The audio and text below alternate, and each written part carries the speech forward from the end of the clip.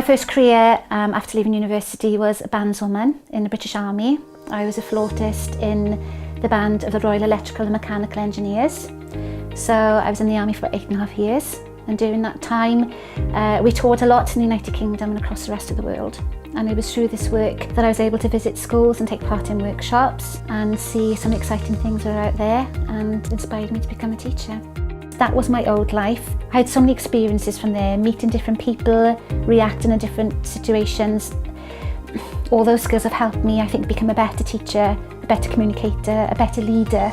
That previous career has set me up to be who I am now, and I think I'm a very different teacher now than if I'd come into the profession when I was 21 from university. I have no regrets, but it was time for me to move on, and I'm glad I made that decision.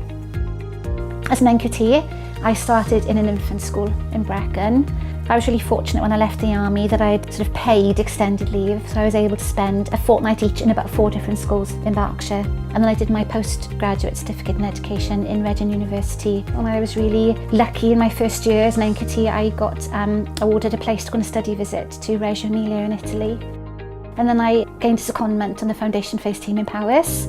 I worked there for 1.5 years, supporting settings. After that, I took a TLR position in a junior school for developing exciting practice in Key Stage 2, and a leadership post came up in a school in Rhondda and Taft, Tylerstown Primary. And it was here I had some of the happiest time in my career with children who were just an absolute joy to teach. It was whilst doing there that I decided to break in my career to adopt my 2 beautiful children. And whilst on adoption leave, the job came up as deputy head teacher here in Priory School, and I thought, give it a go, and I got the job.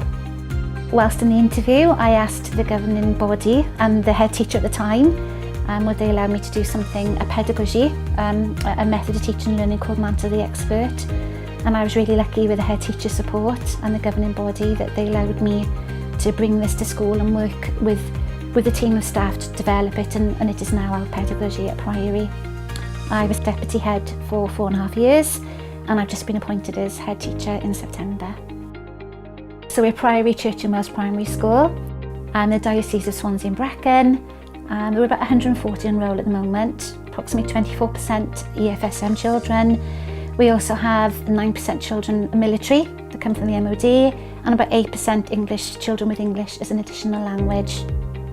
My goals as a head teacher is to create a learning environment which pushes boundaries somewhat. Not to be different for different's sake, but to really take on the advice of all these people who are trying to help shape the curriculum in Wales, and maybe take a few risks, as long as they're measured ones, and as long as we can evaluate them after we've tried them.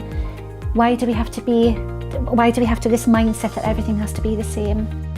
So as a head, it's my responsibility to make sure that they aren't working too much, and that I'm not working too much either. It's about reducing workload but keeping the quality there as well. We are a close team. I feel very lucky. I'm very proud to say that I can work alongside them every day.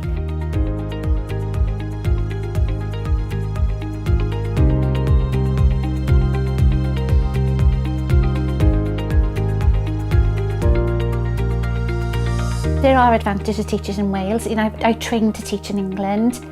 What I see in any area that I've taught in Wales is a real strength of community, of staff working together, really good teamwork, and lots of humour as well, which is hugely important in the teaching profession, I think. I feel really privileged to teach in Wales. I'm very excited about the position Wales is in the moment of developing its new curriculum. And certainly if I speak to friends and colleagues who are teachers, not only in England, but in other countries across the world, they green with envy about the possibilities that we have here at the moment.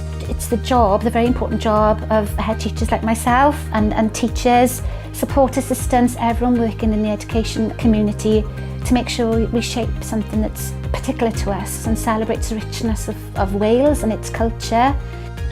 My advice would be to any person who is thinking about a career change is get yourself in a school, and not just one, many. A Welsh-speaking school, an English medium school, one in a big city, one in a small town, one in a rural area.